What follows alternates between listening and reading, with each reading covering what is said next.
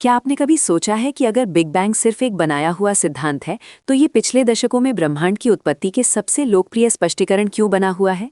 एक विचार जो शुरुआत में भयंकर विवादों का सामना कर चुका था, यहाँ तक कि शुरुआती भौतिकशास्त्रियों द्वारा अस्वीकार किया गया था, फिर भी दुनिया भर में सत्य के रूप में स्वीकार किया गया। ये अविश्वसनीय लगता है, लेकिन बिग बैंग की यात्रा उतनी सरल नहीं है जितनी पाठ्यपुस्तकों में बताई जाती है।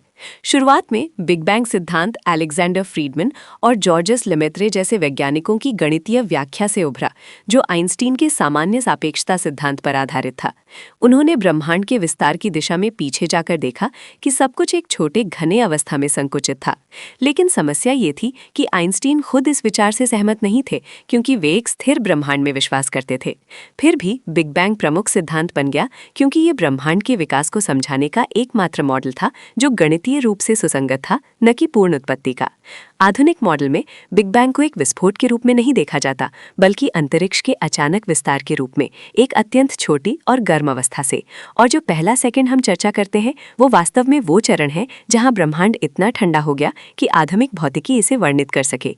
इससे पहले क्या हुआ, यदि कुछ हुआ भी, अभी भी पूरी तरह से रहस्य है। बिग बैंग सब कुछ नहीं समझाता, लेकिन ये विस्तार शुरू होने के बाद ब्रह्मांड को सटीक रूप से वर्णित करता है।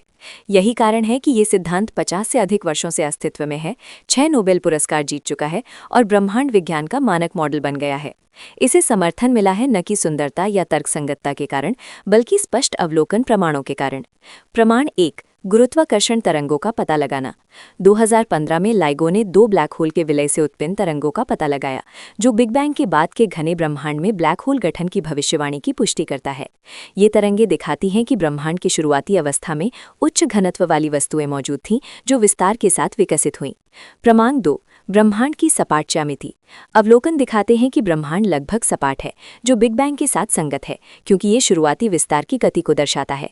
यदि ब्रह्मांड घुमावदार होता तो ये एक अलग उत्पत्ति की ओर इशारा करता। प्रमाण 3, गैलेक्सी गठन का पैटर्न। दूरबीनें जैसे हबल स्पेस टेलीस्कोप ने दिखाया कि प्राचीन गैलेक्सियां बिग बैंग के बाद के लाखों वर्षों में कैसे बनी, जो घने क्षेत्रों से शुरू हुई और विस्तार के साथ फैलीं।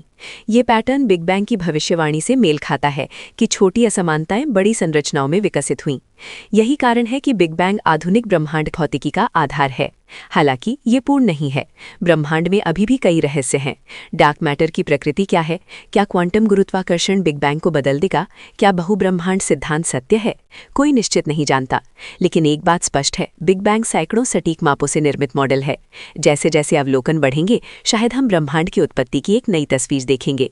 अब आप क्या सोचते हैं? क्या बिग बैंग सबसे सही स्पष्टीकरण है, या ब्रह्मांड की कहानी और अधिक जटिल है?